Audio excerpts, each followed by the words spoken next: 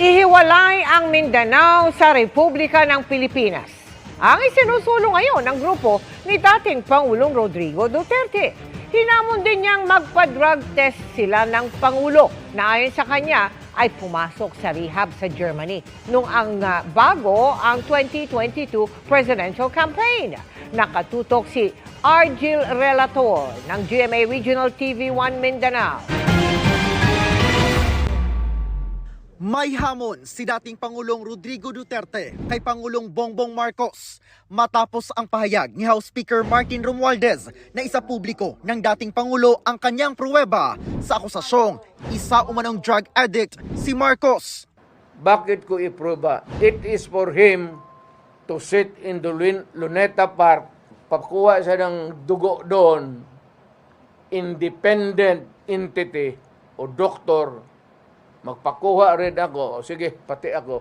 Sila yan sa public office. May accusation sa iyo. Then you have to disprove it. It is not for me to prove it. Sinabi yan ni Duterte sa isang press conference sa Davao City kagabi. Tahasang tanong pa ni dating Pangulong Duterte kay Pangulong Marcos. Bakit ka pumunta ng Germany right before the campaign sa presidency? Bakit ka nagpag-rehabilitate doon? Hindi ko na sinasabi nagpag-rehabilitate ka ng drugs. But bakit ka pumunta doon at pumasok ka ng rehab center? Sinisika pa ng GMA Integrated News na makuha ang panig ng Pangulo o ng Malacanang ukol dito.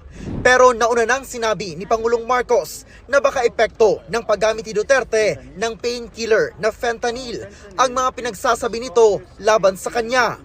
Sagot ni Duterte, tumigil na raw siya sa pag-inom ng fentanyl. May 8 taon na ang nakalilipas at ginamit lang niya ito batay sa reseta ng doktor nang maaksidente siya sa motorsiklo. Tatanungin kita, yung cocaine, may prescription ba yan? Saan mo kinukuha yung supply mo? Alam ko at tao nang dumadala dyan sa Malacanang. Body-body mo yan sila. As a matter of fact, yun yan sa cabinet mo. Yung mga body-body mo noon, sa binata pa kayo, kasama mo yan sila, kung nandito ka sa Davao, hirit kayo ng cocaine, doon sa Tadeco, yan, gusto kong palanganan, nandyan sa Malacanang yung isa, nagtatrabaho. Binanatan din ng dating Pangulo ang PIDEA matapos sinabi ng ahensya na wala sa drug watch list nila si Pangulong Marcos. Itong mga PIDEA na itong mga ugok na to, sino ba nung kung PIDEA magbigay ng... Ikaw ang PIDEA magbigay, sir, ito yung record mo doon sa narco.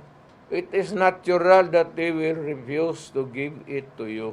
Kasama ng dating Pangulo sa press conference si dating Speaker na si Congressman Pantaleon Alvarez. Sa gitna ng kontrobersiya kaugnay sa People's Initiative, may pinagugulong naman ang kanilang grupo na plano pa raw sa secession o paghiwalay ng Mindanao sa Republika ng Pilipinas. Si Bebot ang pinapadala ko.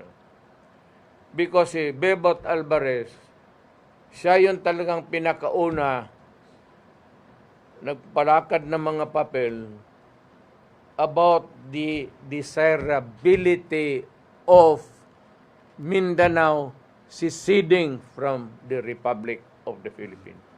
Kaya kung ganon lang naman kayo dyan sa Luzon, pati sa Visayas, bahala kayo. Lahat, nandito man sa atin lahat. We all give our resources to them. And Mindanao is rich. But you can come. Pag independent tayo, kung kayo ninyo, ako gusto ko talaga. Gusto ko na.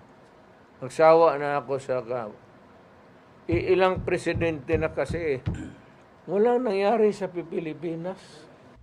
Mabilis na sabi ni Duterte, hindi raw ito labag sa batas. Hindi naman rebellion, hindi yan sedition.